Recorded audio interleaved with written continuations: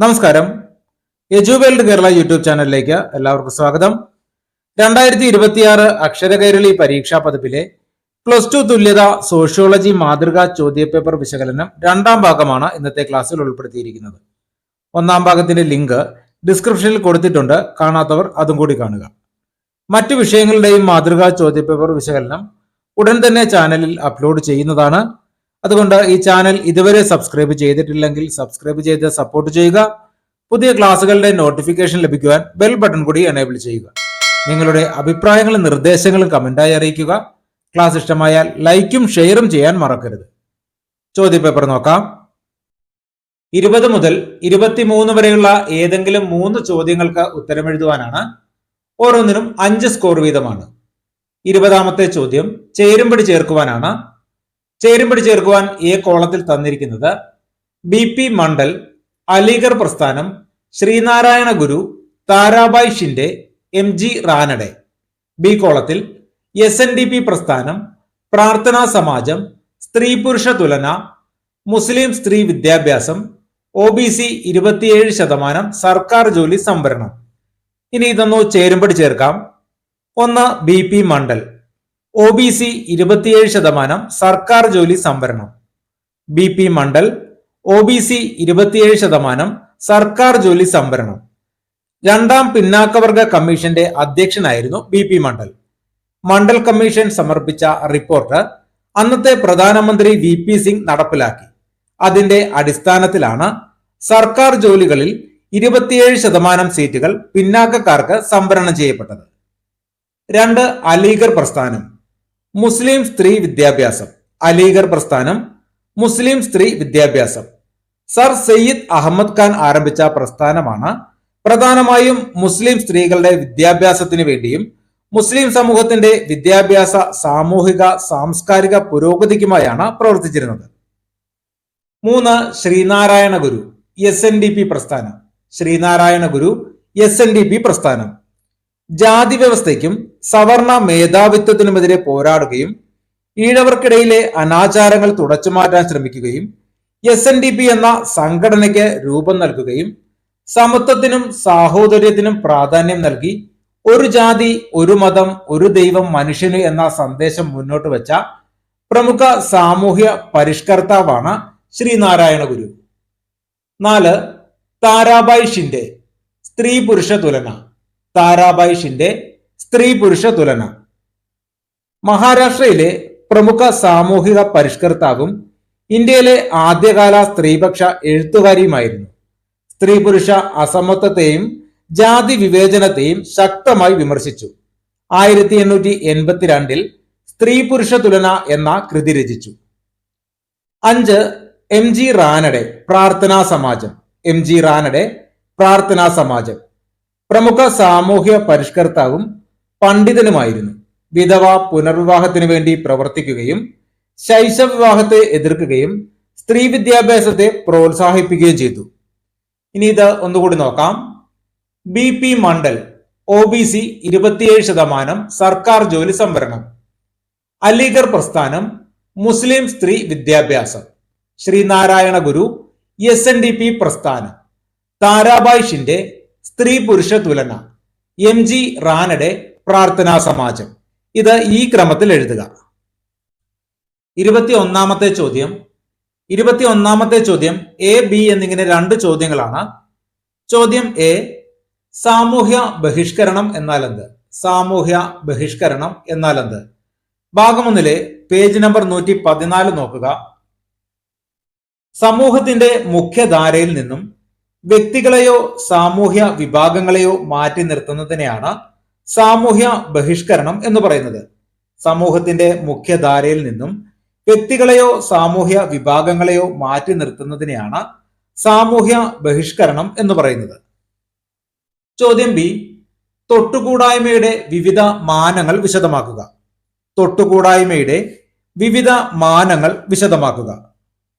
ഭാഗം 1 page number 116 നോക്കുക. ശുദ്ധ അശുദ്ധ സങ്കല്പത്തിന്റെ അടിസ്ഥാനത്തിൽ ഉയർന്ന ജാതിക്കാർ കീഴ്ജാതിക്കാരുടെ മേൽ അടിച്ചേൽപ്പിച്ചിരുന്ന വിവേചനമാണ് തൊട്ടുകൂടായ്മ. തൊട്ടുകൂടായ്മയുടെ വിവിധ മാനങ്ങൾ നോക്കാം. ബഹിഷ്കരണം, ചൂഷണം, അവഹേളനം, വിധേയത്വം എന്നിവയാണ്. വിശദമായി നോക്കാം. ബഹിഷ്കരണം. പലതരത്തിലുള്ള ബഹിഷ്കരണങ്ങൾക്കും വിധേയരാവുന്നവരാണ് തൊട്ടുകൂടാത്തവർ. സമൂഹത്തിലെ പൊതുരംഗങ്ങളിൽ നിന്നെല്ലാം അവർ മാറ്റി നിർത്തപ്പെടുന്നു. മേൽജാതിക്കാർ ഉപയോഗിക്കുന്ന കിണറുകളോ ടാപ്പുകളോ കുളങ്ങളോ ഉപയോഗിക്കുവാൻ അവരെ അനുവദിച്ചിരുന്നില്ല. ചൂഷണം. മറ്റ് ജാതിക്കാർ ചെയ്യാൻ മടിക്കുന്ന താഴ്ന്ന കൂലി കിട്ടുന്ന ജോലികൾ ചെയ്യാൻ വിധിക്കപ്പെട്ടവരായിരുന്നു തൊട്ടുകൂടാത്തവർ. ശൗചാലയങ്ങൾ വൃത്തിയാക്കുക, ഓടകൾ ശുദ്ധീകരിക്കുക, മാലിന്യങ്ങളും ശവങ്ങളും നീക്കം ചെയ്യുക എന്നിവയായിരുന്നു അവരുടെ പ്രധാന ജോലി. അവഹേളനം. തൊട്ടുകൂടാത്തവരെ മേൽജാതിക്കാർ പലതരത്തിൽ അപമാനിച്ചിരുന്നു. നല്ല വസ്ത്രങ്ങൾ ധരിക്കാനോ പാദരക്ഷകൾ ധരിക്കാനോ അവരെ അനുവദിച്ചിരുന്നില്ല. വിധേയത്വം. തൊട്ടുകൂടാത്തവരുടെ സ്ഥാനം എപ്പോഴും സാമൂഹ്യ ശ്രേണീകരണത്തിന്റെ താഴെ തട്ടിലായിരിക്കും. അവരെ സമൂഹത്തിന്റെ പൊതുധാരയിലേക്ക് ഉയരാൻ ഉന്നതർ ഒരിക്കലും അനുവദിച്ചിരുന്നില്ല. പലതരത്തിലുള്ള ക്രൂരതകൾക്ക് അവർ വിധേയരായിരുന്നു. തൊട്ടുകൂടായ്മ സമൂഹത്തിൽ ബഹിഷ്കരണം, ചൂഷണം, അവഹേളനം, വിധേയത്വം എന്നീ രൂപങ്ങളിൽ പ്രകടമായി. ഇത് സാമൂഹിക അസമത്വം വർദ്ധിപ്പിക്കുകയും മനുഷ്യാവകാശ ലംഘനത്തിന് കാരണമാവുകയും ചെയ്തു. 22ാമത്തെ ചോദ്യം, ജാതിയുടെ സവിശേഷതകൾ വിവരിക്കുക. ജാതിയുടെ സവിശേഷതകൾ വിവരിക്കുക. ഭാഗം 1 പേജ് നമ്പർ 57 നോക്കുക. ജനനം അടിസ്ഥാനമാക്കി വ്യക്തികളെ വിവിധ വിഭാഗങ്ങളായി തരംതിരിക്കുന്ന സാമൂഹിക വ്യവസ്ഥയാണ് ജാതി. ഓരോ ജാതിക്കും പ്രത്യേകമായ നിയമങ്ങളും ആചാരങ്ങളും സാമൂഹിക സ്ഥാനവുമുണ്ട്. ജാതിയുടെ സവിശേഷതകൾ നോക്കാം. ജനനമാണ് ജാതി നിർണയിക്കുന്നത്. ഒരാൾ ഏത് ജാതിയിൽ ജനിക്കുന്നുവോ ആ ജാതിയിലെ അംഗമായിരിക്കും. ജാതി വ്യവസ്ഥ സ്വഗണ വിവാഹം മാത്രമേ അനുവദിക്കുന്നുള്ളൂ. അതായത് സ്വന്തം ജാതിയിലെ അംഗങ്ങൾ തമ്മിലെ വിവാഹം പാടുള്ളൂ എന്ന് ജാതി വ്യവസ്ഥ അനുശാസിക്കുന്നു. ആഹാരത്തെ പറ്റിയും ആഹാരം പങ്കുവെക്കുന്നതിനെ കുറിച്ചും ജാതി വ്യവസ്ഥയിൽ ചില നിയമങ്ങളുണ്ട്. എന്ന് വച്ചാൽ എന്ത് ഭക്ഷണം കഴിക്കണം, ഭക്ഷണം ആരോടൊപ്പം കഴിക്കണം തുടങ്ങി ചില നിയമങ്ങൾ ജാതി വ്യവസ്ഥയിലുണ്ട്. ജാതികൾക്കിടയിൽ വ്യക്തമായ ശ്രേണീകരണമുണ്ട്. ഓരോ ജാതിയുടെയും പദവിയുടെ അടിസ്ഥാനത്തിലാണ് ഇത് ക്രമീകരിക്കപ്പെട്ടിരിക്കുന്നത്. ജാതികൾ ഉപജാതികളും ഉപജാതികളുമായി വിഭജിക്കപ്പെട്ടിരിക്കുന്നു. ഇങ്ങനെ ജാതി വ്യവസ്ഥ വ്യക്തിയുടെ ജനനം മുതൽ വിവാഹം, ഭക്ഷണരീതി, സാമൂഹിക സ്ഥാനം എന്നിവയെ നിയന്ത്രിക്കുന്ന ഒരു പ്രധാന സാമൂഹിക വ്യവസ്ഥയാണ്. 23ാമത്തെ ചോദ്യം, ആഗോളവൽക്കരണവും ഉദാരവൽക്കരണവും ഇന്ത്യൻ വ്യവസായത്തിൽ വരുത്തിയ മാറ്റങ്ങൾ വിവരിക്കുക. ആഗോളവൽക്കരണവും ഉദാരവൽക്കരണവും ഇന്ത്യൻ വ്യവസായത്തിൽ വരുത്തിയ മാറ്റങ്ങൾ വിവരിക്കുക. ഭാഗം 2 പേജ് നമ്പർ 82 നോക്കുക. ആഗോളവൽക്കരണത്തിന്റെയും ഉദാരവൽക്കരണത്തിന്റെയും ഫലമായി ഇന്ത്യയിലെ വ്യവസായ മേഖലയിൽ വലിയ മാറ്റങ്ങൾ സംഭവിച്ചു. സർക്കാർ വ്യവസായ നിയന്ത്രണങ്ങളിൽ ഇളവ് വരുത്തുകയും സ്വകാര്യ വിദേശ നിക്ഷേപങ്ങളെ പ്രോത്സാഹിപ്പിക്കുകയും ചെയ്തതോടെ ഇന്ത്യൻ വ്യവസായത്തിന്റെ ഘടനയിലും പ്രവർത്തന രീതിയിലും മാറ്റങ്ങളുണ്ടായി. വ്യവസായ രംഗത്തുണ്ടായ മാറ്റങ്ങൾ നോക്കാം. ചില ഇന്ത്യൻ കമ്പനികളെ ബഹുരാഷ്ട്ര കമ്പനികൾ വിലയ്ക്ക് വാങ്ങി. ഇന്ത്യയിലെ പാർലെ ഡ്രിങ്ക്സ് എന്ന കമ്പനിയെ അമേരിക്കൻ കമ്പനിയായ കൊക്കക്കോള വിലയ്ക്ക് വാങ്ങുകയും കൊക്കക്കോളയുടെ ഉപയോഗം ഇന്ത്യയിൽ വർദ്ധിക്കുകയും ചെയ്തു. ഇതോടെ പരമ്പരാഗതമായി പാനീയ വ്യാപാര രംഗത്തുണ്ടായിരുന്ന പല ഇന്ത്യൻ കമ്പനികളും തകർന്നു. ചില ഇന്ത്യൻ കമ്പനികൾ ബഹുരാഷ്ട്ര കമ്പനികളായി മാറി. ഉദാരവൽക്കരണത്തിന് ശേഷം വിദേശ കമ്പനികൾ ഇന്ത്യയിലെ പല കമ്പനികളിലും നിക്ഷേപം നടത്തുകയും ചില കമ്പനികളെ ഏറ്റെടുക്കുകയും ചെയ്തു. പൊതുമേഖലാ സ്ഥാപനങ്ങളുടെ സ്വകാര്യവൽക്കരണം നടന്നു. സർക്കാർ പല പൊതുമേഖലാ കമ്പനികളുടെയും ഓഹരികൾ വിറ്റഴിച്ചു. ഈ പ്രക്രിയയെ ഡിസ്ഇൻവെസ്റ്റ്മെന്റ് എന്ന് പറയുന്നു. ഇതുമൂലം ആയിരക്കണക്കിന് ഗവൺമെന്റ് ജീവനക്കാർക്ക് ജോലി നഷ്ടപ്പെടുന്നതിന് കാരണമായി. ആദ്യമായി സ്വകാര്യവൽക്കരിക്കപ്പെട്ട പൊതുമേഖലാ കമ്പനിയാണ് മോഡേൺ ഫുഡ്സ്. ഔട്ട്സോഴ്സിംഗ് വ്യാപകമായി. കമ്പനികൾ ഉൽപാദനത്തിന്റെയും സേവനങ്ങളുടെയും ചില ജോലികൾ മറ്റ് കമ്പനികളെ ഏൽപ്പിക്കുവാൻ തുടങ്ങി. സ്വകാര്യ മേഖലയുടെ പങ്ക് വർദ്ധിച്ചു. വ്യവസായ വികസനത്തിൽ സ്വകാര്യ നിക്ഷേപത്തിനും സ്വകാര്യ സംരംഭകർക്കും കൂടുതൽ പ്രാധാന്യം ലഭിച്ചു. ഉദാരവൽക്കരണത്തിന്റെയും ആഗോളവൽക്കരണത്തിന്റെയും ദോഷഫലങ്ങൾ കൂടി നമുക്ക് നോക്കാം. വരുമാനത്തിൽ അസമത്വം വർദ്ധിച്ചു. ആഗോളവൽക്കരണത്തിന്റെ നേട്ടങ്ങൾ സമൂഹത്തിലെ എല്ലാ വിഭാഗങ്ങൾക്കും ഒരുപോലെ ലഭിച്ചില്ല. വരുമാനത്തിൽ അസന്തുലിതാവസ്ഥ ഉണ്ടായി. സുരക്ഷിതമില്ലാത്ത തൊഴിൽ സാഹചര്യങ്ങൾ വർദ്ധിച്ചു. സ്ഥിരം തൊഴിലിന് പകരം തൊഴിലാളികളെയും താൽക്കാലിക തൊഴിലാളികളെയും കൂടുതൽ നിയമിച്ചു. ഇതോടെ തൊഴിലാളികളുടെ തൊഴിൽ സുരക്ഷ കുറഞ്ഞു. ലാഭം മാത്രം ലക്ഷ്യമാക്കിയുള്ള ഉൽപാദന രീതി വർദ്ധിച്ചു. കൂടുതൽ ലാഭം നേടുക എന്ന ലക്ഷ്യത്തോടെ ഫാക്ടറികൾ പ്രവർത്തിക്കുവാൻ തുടങ്ങി. ഇത് വൻ പരിസ്ഥിതി മലിനീകരണത്തിനും ഇടയാക്കി. കൂടാതെ തൊഴിലാളികളുടെ ക്ഷേമത്തിന് വേണ്ടത്ര പ്രാധാന്യം ലഭിക്കാതെ വന്നു. ഫാക്ടറികൾ സ്ഥാപിക്കുന്നതിനായി കർഷകരുടെയും ആദിവാസികളുടെയും ഭൂമി ഏറ്റെടുത്തു. ഇതിന്റെ ഫലമായി നിരവധി പേർ കുടിയൊഴിപ്പിക്കപ്പെടുകയും അവരുടെ ജീവിതമാർഗം നഷ്ടപ്പെടുകയും ചെയ്തു. ആഗോളവൽക്കരണവും ഉദാരവൽക്കരണവും ഇന്ത്യൻ വ്യവസായത്തിന്റെ വളർച്ചയ്ക്കും ആധുനികവൽക്കരണത്തിനും മത്സരശേഷി വർദ്ധിപ്പിക്കുന്നതിനും സഹായിച്ചു. അതേസമയം സ്വകാര്യവൽക്കരണം, ഔട്ട്സോഴ്സിംഗ്, വരുമാന അസമത്വം, തൊഴിൽ സുരക്ഷ കുറയൽ, കർഷകരുടെയും ആദിവാസികളുടെയും കുടിയൊഴിപ്പിക്കൽ തുടങ്ങിയ പ്രശ്നങ്ങൾക്കും കാരണമായി. അതിനാൽ ഇന്ത്യൻ വ്യവസായ രംഗത്ത് ഈ നയങ്ങൾ അനുകൂലവും പ്രതികൂലവുമായ മാറ്റങ്ങൾ സൃഷ്ടിച്ചു. അടുത്തത് 24 മുതൽ 27 വരെയുള്ള ഏതെങ്കിലും 3 ചോദ്യങ്ങൾക്ക് ഉത്തരം എഴുതുവാനാണ്. ഓരോന്നിനും 6 സ്കോർ വീതമാണ്. 24ാമത്തെ ചോദ്യം, സ്വതന്ത്ര ഇന്ത്യയിലെ നഗരവൽക്കരണം വിശദീകരിക്കുക. സ്വതന്ത്ര ഇന്ത്യയിലെ നഗരവൽക്കരണം വിശദീകരിക്കുക. ആൻസർ: സ്വതന്ത്ര ഇന്ത്യയിൽ വ്യവസായ വികസനത്തോടൊപ്പം നഗരവൽക്കരണവും വേഗത്തിൽ വളർന്നു. നഗരങ്ങളുടെ വളർച്ചയെക്കുറിച്ച് പ്രമുഖ സമൂഹ ശാസ്ത്രജ്ഞനായ MSA റാവു 3 പ്രധാന സവിശേഷതകൾ ചൂണ്ടിക്കാണിക്കുന്നു. 1. ഗ്രാമങ്ങളിൽ നിന്ന് നഗരങ്ങളിലേക്കുള്ള കുടിയേറ്റം. ഗ്രാമങ്ങളിലെ തൊഴിൽ അവസരങ്ങളുടെ കുറവും നഗരങ്ങളിലെ വ്യവസായ സേവന മേഖലകളിലെ തൊഴിൽ സാധ്യതകളും മെച്ചപ്പെട്ട വിദ്യാഭ്യാസ, ആരോഗ്യ, ഗതാഗത സൗകര്യങ്ങളും ആളുകളെ നഗരങ്ങളിലേക്ക് ആകർഷിച്ചു. ഗ്രാമങ്ങളിൽ നിന്ന് തുടർച്ചയായി ആളുകൾ നഗരങ്ങളിലേക്ക് കുടിയേറിയതോടെ നഗര ജനസംഖ്യ ഗണ്യമായി വർദ്ധിച്ചു. ഇതിലൂടെ ഗ്രാമങ്ങളുടെ ജനസംഖ്യാ ഘടനയിലും നഗരങ്ങളുടെ സാമ്പത്തിക, സാമൂഹിക ജീവിതത്തിലും മാറ്റങ്ങളുണ്ടായി. 2. വ്യവസായ നഗരങ്ങളുടെ വളർച്ച. വ്യവസായ സ്ഥാപനങ്ങളെ കേന്ദ്രീകരിച്ച് നിരവധി നഗരങ്ങൾ വളർന്നു. തൊഴിലാളികളുടെ ഒഴുക്ക് വർദ്ധിച്ചതോടെ പാർപ്പിടം, റോഡുകൾ, വൈദ്യുതി, കുടിവെള്ളം തുടങ്ങിയ അടിസ്ഥാന സൗകര്യങ്ങൾ വികസിപ്പിക്കേണ്ടി വന്നു. നഗരത്തിന്റെ അതിർത്തിയിലുള്ള ഗ്രാമങ്ങൾ നഗരവുമായി ലയിക്കുകയും ഗ്രാമങ്ങളിലെ കൃഷിഭൂമികൾ വീടുകൾക്കും വ്യവസായ സ്ഥാപനങ്ങൾക്കും മറ്റ് ആവശ്യങ്ങൾക്കുമായി ഉപയോഗിക്കപ്പെടുകയും ചെയ്തു.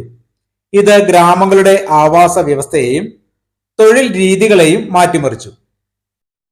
3. മെട്രോപൊളിറ്റൻ നഗരങ്ങളുടെ വ്യാപനം. മെട്രോപൊളിറ്റൻ നഗരങ്ങളുടെ വളർച്ച സമീപ ഗ്രാമങ്ങളിലേക്കും വ്യാപിക്കുന്നതാണ് 3ാമത്തെ സവിശേഷത. നഗരങ്ങളുടെ ചുറ്റുമുള്ള ഗ്രാമങ്ങളിൽ ചില്ലറ വ്യാപാരവും നഗര സേവനങ്ങളുമായി ബന്ധപ്പെട്ട മറ്റ് പ്രവർത്തനങ്ങളും വ്യാപകമായി വികസിച്ചു.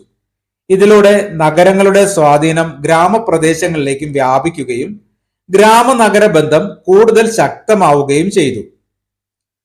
ഇങ്ങനെ MSA റാവു ചൂണ്ടിക്കാണിച്ച ഗ്രാമ-നഗര കുടിയേറ്റം, വ്യവസായ നഗരങ്ങളുടെ വളർച്ച, മെട്രോപൊളിറ്റൻ നഗരങ്ങളുടെ വ്യാപനം എന്നീ സവിശേഷതകൾ സ്വതന്ത്ര ഇന്ത്യയിലെ നഗരവൽക്കരണത്തിന്റെ പ്രധാന മുഖങ്ങളാണ്. വ്യവസായ വികസനത്തിനും സാമ്പത്തിക പുരോഗതിക്കും നഗരവൽക്കരണം സഹായമായെങ്കിലും പാർപ്പിടക്കുറവ്, ഗതാഗത കുരുക്ക്, മലിനീകരണം തുടങ്ങിയ നഗര പ്രശ്നങ്ങളും ഇതോടെ വർദ്ധിച്ചു. 25ാമത്തെ ചോദ്യം, ജനസംഖ്യാ വളർച്ചയെക്കുറിച്ചുള്ള മാൽത്തൂസിയൻ സിദ്ധാന്തത്തെ വിമർശനാത്മകമായി വിലയിരുത്തുക. ജനസംഖ്യാ വളർച്ചയെക്കുറിച്ചുള്ള മാൽത്തൂസിയൻ സിദ്ധാന്തത്തെ വിമർശനാത്മകമായി വിലയിരുത്തുക. ആൻസർ: ജനസംഖ്യയുടെ നിയന്ത്രണവും വളർച്ചയും സംബന്ധിച്ച് ചരിത്രത്തിൽ ഏറെ ചർച്ച ചെയ്യപ്പെട്ട ഒരു സിദ്ധാന്തമാണ് മാൽത്തൂസിയൻ സിദ്ധാന്തം. ഇംഗ്ലണ്ട് സ്വദേശിയായ സാമ്പത്തിക ശാസ്ത്രജ്ഞൻ തോമസ് ആൽബർട്ട് മാൽത്തസ് 1798 പുറത്തിറക്കിയ an essay of the principle of population എന്ന കൃതിയിലൂടെയാണ് ഈ സിദ്ധാന്തം ലോകമറിയുന്നത്. പ്രകൃതിദത്തമായ ആഹാര വിഭവങ്ങൾക്കൊപ്പം ജനസംഖ്യയുടെ അമിത വളർച്ച കൊണ്ടുണ്ടാകുന്ന സാമൂഹിക പ്രത്യാഘാതങ്ങളെയാണ് അദ്ദേഹം ഇതിലൂടെ മുന്നോട്ട് വച്ചത്. എന്നാൽ അദ്ദേഹത്തിന്റെ ഈ സിദ്ധാന്തം വിമർശനാത്മകമായിരുന്നു. ഒന്നാമതായി ശാസ്ത്രീയമായ അടിത്തറയില്ലായ്മയായിരുന്നു. മാൽത്തൂസിയൻ സിദ്ധാന്തത്തിന് ശാസ്ത്രീയമായ തെളിവുകളില്ലായിരുന്നു. തത്വചിന്തയുടെ അടിസ്ഥാനത്തിലായിരുന്നു അദ്ദേഹം ഇത് അവതരിപ്പിച്ചത്. പിന്നീട് അദ്ദേഹത്തിന്റെ കണക്കുകൾ തെറ്റാണെന്ന് തെളിഞ്ഞു. ആഹാര ഉൽപാദനത്തിൽ സാങ്കേതിക പുരോഗതിയുടെ സാധ്യതയെ അവഗണിച്ചു. എന്നാൽ ഗ്രീൻ റവല്യൂഷനും മെക്കാനൈസേഷനും മനുഷ്യനെ ക്ഷാമത്തിൽ നിന്നും രക്ഷപ്പെടുത്തി. സാമൂഹിക പരിസരങ്ങൾ ഉൾക്കൊള്ളാത്തത് മൂലം കൂലിവർഗങ്ങൾക്ക് മാത്രമേ അദ്ദേഹത്തിന്റെ ആശയങ്ങൾ ബാധിക്കുകയുള്ളൂവെന്ന് അദ്ദേഹം വിശ്വസിച്ചു. എന്നാൽ ജനസംഖ്യയുടെ വളർച്ച എല്ലാ സാമൂഹിക വിഭാഗങ്ങളെയും ബാധിക്കുന്നു. മാനവശേഷിയുടെ അവഗണനയിലൂടെ മാൽത്തൂസ് മനുഷ്യനെ ഭക്ഷണം മാത്രം ആവശ്യമായ ജീവിയായി കാണുന്നു. എന്നാൽ മനുഷ്യന്റെ ജ്ഞാനശേഷി, സൃഷ്ടിപ്പകർപ്പ് ശേഷി എന്നിവ ജനസംഖ്യയെ ഒരു പ്രതിസന്ധിയായല്ല, മറിച്ച് വികസനത്തിന്റെ സാധ്യതയായി മാറ്റിയിരിക്കുന്നു. പണ്ടത്തേക്കാൾ ഇന്ന് കൂടുതൽ നൂതനമായ മനുഷ്യത്വപരമായ സമീപനങ്ങളാണ് ജനസംഖ്യ നിയന്ത്രണത്തിന് സ്വീകരിക്കുന്നത്. പദ്ധതിപരമായ കുടുംബ നിയന്ത്രണം, സ്ത്രീകളുടെ വിദ്യാഭ്യാസം, ആരോഗ്യരംഗത്തെ പുരോഗതി എന്നിവയുടെ പശ്ചാത്തലത്തിൽ മാൽത്തൂസ് മുന്നിൽ വച്ച ആശങ്കകൾ ഒട്ടുമിക്ക സാഹചര്യങ്ങളിലും മറികടക്കപ്പെട്ടിരിക്കുന്നു. സാമൂഹിക വികസനവും സാങ്കേതിക പുരോഗതിയും ചേർന്ന ജനസംഖ്യയെ ഭീഷണിയല്ല, മറിച്ച് അവകാശമായി മാറ്റാൻ മനുഷ്യന് കഴിഞ്ഞിട്ടുണ്ട്. അതിനാൽ മാൽത്തൂസിന്റെ സിദ്ധാന്തം ചരിത്രപരമായി പ്രാധാന്യമുള്ളതാണെങ്കിലും ആധുനിക ലോകം അതിനെ പിന്തള്ളി മുന്നോട്ടു പോയതായി വിലയിരുത്താം. 26ാമത്തെ ചോദ്യം എ, ബി എന്നിങ്ങനെ രണ്ട് ചോദ്യങ്ങളുണ്ട്. ചോദ്യം എ, ബഹുജന മാധ്യമങ്ങൾ എന്ന ആശയം വിശദീകരിക്കുക. ബഹുജന മാധ്യമങ്ങൾ എന്ന ആശയം വിശദീകരിക്കുക.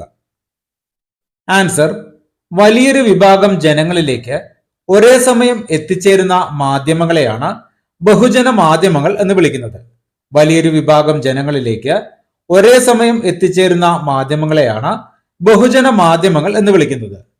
റേഡിയോ, ടെലിവിഷൻ, വർത്തമാന പത്രങ്ങൾ, മാസികകൾ, സിനിമ തുടങ്ങിയവ ബഹുജന മാധ്യമങ്ങൾക്ക് ഉദാഹരണങ്ങളാണ്. ചോദ്യം ബി, അച്ചടി മാധ്യമങ്ങളിൽ ആഗോളവൽക്കരണത്തിന്റെ സ്വാധീനം വിശദീകരിക്കുക. അച്ചടി മാധ്യമങ്ങളിൽ ആഗോളവൽക്കരണത്തിന്റെ സ്വാധീനം വിശദീകരിക്കുക. ആൻസർ: ആഗോളവൽക്കരണം അച്ചടി മാധ്യമ രംഗത്ത് വലിയ മാറ്റങ്ങൾ സൃഷ്ടിച്ചു. സാമ്പത്തിക ഉദാരവൽക്കരണത്തിന്റെ ഭാഗമായി സ്വകാര്യ മേഖലയ്ക്കും ബഹുരാഷ്ട്ര കമ്പനികൾക്കും മാധ്യമരംഗത്തേക്ക് പ്രവേശനം ലഭിച്ചു. ഇതോടെ അച്ചടി മാധ്യമങ്ങളിൽ പുതിയ സാങ്കേതിക വിദ്യകളും ആധുനിക അച്ചടി സംവിധാനങ്ങളും വ്യാപകമായി ഉപയോഗിക്കാൻ തുടങ്ങി. അതിനാൽ പത്രങ്ങളുടെ അച്ചടി നിലവാരവും വാർത്തകൾ പ്രസിദ്ധീകരിക്കുന്ന വേഗതയും മെച്ചപ്പെട്ടു. ആഗോളവൽക്കരണത്തോടെ പരസ്യവരുമാനം വർദ്ധിക്കുകയും അച്ചടി മാധ്യമങ്ങൾ കൂടുതൽ വാണിജ്യവൽക്കരിക്കപ്പെടുകയും ചെയ്തു. വാർത്തകൾക്കൊപ്പം പരസ്യങ്ങൾക്കും വിനോദ പരിപാടികൾക്കും കൂടുതൽ പ്രാധാന്യം ലഭിച്ചു. കൂടാതെ ലോകത്തിന്റെ വിവിധ ഭാഗങ്ങളിലെ വാർത്തകൾ വായനക്കാർക്ക് വളരെ വേഗത്തിൽ ലഭ്യമാക്കാൻ തുടങ്ങി. എന്നാൽ വലിയ മാധ്യമ സ്ഥാപനങ്ങളുടെ വളർച്ച മൂലം ചെറിയ പ്രാദേശിക പത്രങ്ങൾക്ക് ശക്തമായ മത്സരം നേരിടേണ്ടി വന്നു. ലാഭം ലക്ഷ്യമാക്കിയുള്ള പ്രവർത്തനം വർദ്ധിച്ചതിനാൽ പൊതുതാൽപര്യ വാർത്തകൾക്ക് ചിലപ്പോൾ വേണ്ടത്ര പ്രാധാന്യം ലഭിക്കാതെ വരികയും ചെയ്തു. അതിനാൽ ആഗോളവൽക്കരണം അച്ചടി മാധ്യമങ്ങൾക്ക് സാങ്കേതിക പുരോഗതിയും ആഗോള വാർത്തകളിലേക്കുള്ള എളുപ്പത്തിലുള്ള പ്രവേശനവും ഒരുക്കിയെങ്കിലും വാർത്തകളുടെ വാണിജ്യവൽക്കരണത്തിനും വലിയ മാധ്യമ സ്ഥാപനങ്ങളുടെ ആധിപത്യത്തിനും കാരണമായതായി വിലയിരുത്താം. 27ാമത്തെ ചോദ്യം, വിവിധ തരത്തിലുള്ള സാംസ്കാരിക മാറ്റങ്ങൾക്ക് ഉദാഹരണങ്ങൾ നൽകി വിശദമാക്കുക. വിവിധ തരത്തിലുള്ള സാംസ്കാരിക മാറ്റങ്ങൾക്ക് ഉദാഹരണങ്ങൾ നൽകി വിശദമാക്കുക. ഭാഗം 2 പേജ് നമ്പർ 28 നോക്കുക. 19ാം നൂറ്റാണ്ടിലും 20ാം നൂറ്റാണ്ടിന്റെ തുടക്കത്തിലും ഇന്ത്യയിൽ സാമൂഹ്യ പരിഷ്കരണ പ്രസ്ഥാനങ്ങൾ ശക്തിപ്പെട്ടു. സമൂഹത്തിലെ അനാചാരങ്ങൾ, അന്ധവിശ്വാസങ്ങൾ, ജാതി വിവേചനം, സ്ത്രീപീഡനം എന്നിവ ഇല്ലാതാക്കി ആധുനിക സമൂഹം രൂപപ്പെടുത്തുക എന്നതായിരുന്നു ഇവയുടെ ലക്ഷ്യം. സമൂഹ ശാസ്ത്രജ്ഞനായ സതീഷ് സബർവാളിന്റെ അഭിപ്രായത്തിൽ സാമൂഹിക മാറ്റങ്ങൾ പ്രധാനമായും ആശയവിനിമയ രീതികൾ, സംഘടനാ രൂപങ്ങൾ, ആശയങ്ങളുടെ സ്വഭാവം എന്നീ മേഖലകളിലാണ് പ്രകടമായത്. ഒന്ന്, ആശയവിനിമയ രീതികളിലെ മാറ്റം. അച്ചടി മാധ്യമങ്ങൾ, ടെലിഗ്രാഫ്, തപാൽ, പത്രങ്ങൾ, മാസികകൾ, ആവിക്കപ്പലുകൾ, റെയിൽവേ തുടങ്ങിയവയുടെ വളർച്ച പരിഷ്കരണ ആശയങ്ങൾ രാജ്യത്തിന്റെ വിവിധ ഭാഗങ്ങളിൽ എത്തിച്ചു. പുതിയ വിനിമയ രീതികൾ ഉപയോഗിച്ചുകൊണ്ട് വിവിധ പ്രദേശങ്ങളിലെ സാമൂഹ്യ പരിഷ്കർത്താക്കൾ അവരുടെ ആശയങ്ങൾ പരസ്പരം കൈമാറി. രാജ്യത്തിന്റെ വിവിധ ഭാഗങ്ങളിലേക്ക് സഞ്ചരിക്കാനും ആശയങ്ങൾ പ്രചരിപ്പിക്കാനും അവർക്ക് സാധിച്ചു. സംഘടനാ രൂപങ്ങൾ നോക്കാം. ബ്രഹ്മസമാജം, ആര്യസമാജം, പ്രാർത്ഥനാ സമാജം, സത്യശോധക സമാജം, അലിഗഡ് പ്രസ്ഥാനം തുടങ്ങിയ സംഘടനകൾ രൂപം കൊണ്ടു. സ്ത്രീ വിദ്യാഭ്യാസം, വിധവാ വിവാഹം, ജാതി വിവേചന നിർമ്മാർജ്ജനം തുടങ്ങിയ ലക്ഷ്യങ്ങൾക്കായി ഇവ പ്രവർത്തിച്ചു. 1914 all India Muslim ladies conference രൂപീകരിച്ച് സ്ത്രീകളുടെ വിദ്യാഭ്യാസത്തിനും അവകാശങ്ങൾക്കും വേണ്ടി പ്രവർത്തിച്ചു. 3, ആശയങ്ങളുടെ സ്വഭാവം. സാമൂഹിക സമത്വം, സ്ത്രീ സ്വാതന്ത്ര്യം, വിദ്യാഭ്യാസം, ശാസ്ത്രീയ ചിന്ത, യുക്തിവാദം എന്നിവ പ്രചരിച്ചു. സതി, ശൈശവ വിവാഹം, ജാതി വിവേചനം, തൊട്ടുകൂടായ്മ തുടങ്ങിയ അനാചാരങ്ങൾക്കെതിരെ ശക്തമായ പ്രചാരണം നടന്നു. രാജാറാം മോഹൻ റോയ് സതി നിരോധനത്തിനും വിദ്യാസാഗർ വിധവാ വിവാഹത്തിനും ജ്യോതിബ ഫുലെ താഴ്ന്ന ജാതിക്കാരുടെയും സ്ത്രീകളുടെയും വിദ്യാഭ്യാസത്തിനും സർ സയ്യിദ് അഹമ്മദ് ഖാൻ മുസ്ലിം സമൂഹത്തിന്റെ വിദ്യാഭ്യാസ പുരോഗതിക്കും പ്രവർത്തിച്ചു. സാമൂഹ്യ പരിഷ്കരണ പ്രസ്ഥാനങ്ങൾ ഇന്ത്യയിൽ സാംസ്കാരിക നവോത്ഥാനത്തിന് അടിത്തറ പാകി. ആശയവിനിമയ രീതികളിലും സംഘടനാ പ്രവർത്തനങ്ങളിലും സമൂഹത്തിന്റെ ചിന്താഗതിയിലും വലിയ മാറ്റങ്ങൾ സൃഷ്ടിച്ച് ആധുനികവും പുരോഗമനപരവുമായ ഇന്ത്യൻ സമൂഹത്തിന്റെ രൂപീകരണത്തിന് ഇവ നിർണായക പങ്കുവഹിച്ചു. ഈ ക്ലാസ് ഇവിടെ പൂർണ്ണമാവുകയാണ്. മറ്റു വിഷയങ്ങളുടെ അക്ഷരകൈരളി മാതൃകാ ചോദ്യപേപ്പർ വിശകലനവും പ്രധാന ചോദ്യോത്തരങ്ങളും ഉടൻ തന്നെ ചാനലിൽ അപ്ലോഡ് ചെയ്യുന്നതാണ്. അതുകൊണ്ട് ഈ ചാനൽ ഇതുവരെ സബ്സ്ക്രൈബ് ചെയ്തിട്ടില്ലെങ്കിൽ സബ്സ്ക്രൈബ് ചെയ്ത് സപ്പോർട്ട് ചെയ്യുക. പുതിയ ക്ലാസുകൾ അപ്ലോഡ് ചെയ്യുമ്പോൾ തന്നെ നോട്ടിഫിക്കേഷൻ ലഭിക്കുവാൻ ബെൽ ബട്ടൺ കൂടി എനേബിൾ ചെയ്യുക. നിങ്ങളുടെ അഭിപ്രായങ്ങളും നിർദ്ദേശങ്ങളും കമന്റായി അറിയിക്കുക. ക്ലാസ് ഇഷ്ടമായാൽ ലൈക്കും ഷെയറും ചെയ്യാൻ മറക്കരുത്. നന്ദി, നമസ്കാരം.